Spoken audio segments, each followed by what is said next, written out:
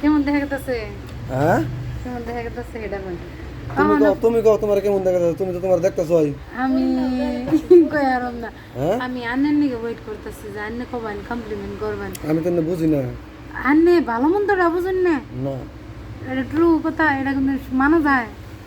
তখন ধরে কমপ্লিট না, এই যে এই হেয়ারটি সেট আপ করবো, কানের দা দিব, তারপরে আর কি ওই যে বিয়া ওটা রিয়েল ফুল না?